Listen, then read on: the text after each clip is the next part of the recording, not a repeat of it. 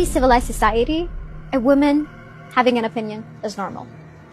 In Sudan, Oh yes, another lecture from the UAE self-appointed school teacher of morality, a woman with a microphone funded by the state which bankrolls mercenaries and launders blood money, telling Sudan how to behave. Bravo!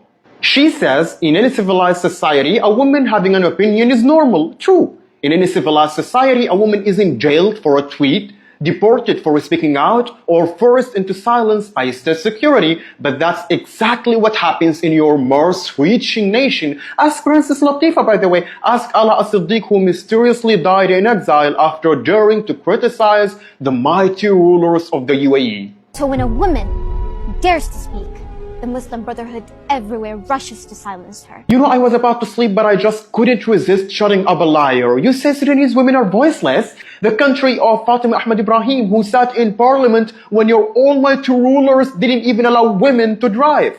So Sudanese women do not need lectures. We lead revolutions, we build nations, and we bury tyrants. So save us your speeches. We have already written history with courage, not with oil money and PR.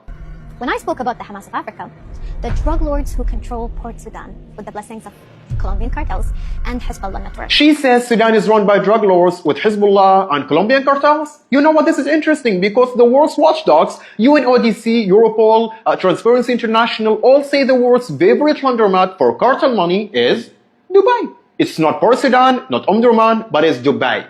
Billions of narco dollars and conflict gold flow through your shining towers every single year. And that's not Sudanese propaganda, that's hard facts. This is their logic.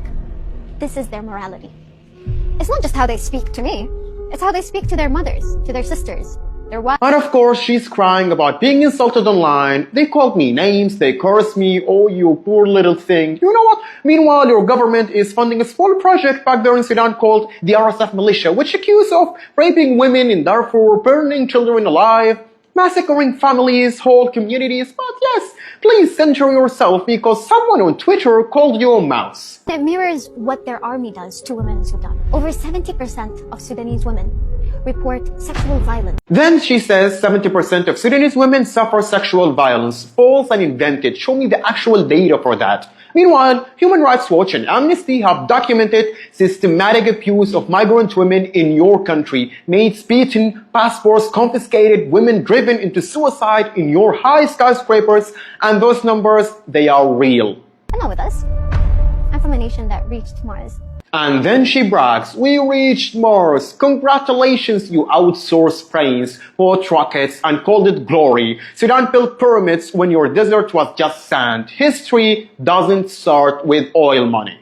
And here comes the truth. Sudan is currently bleeding because your country fuels its killers. You host Hamid's family, you bankroll the RSF, you flood Sudan with weapons, and then you have the audacity to point fingers at the very army fighting to defend civilians. So, Madame Mars Mission, before you preach dignity, remember, your country silences women, enslaves workers, launders cartel money, and sponsors genocide across the world. That's your legacy. We will not let you polish it with empty speeches. Not today, not ever. And maybe next time, aim for honesty before Mars. Have a good night.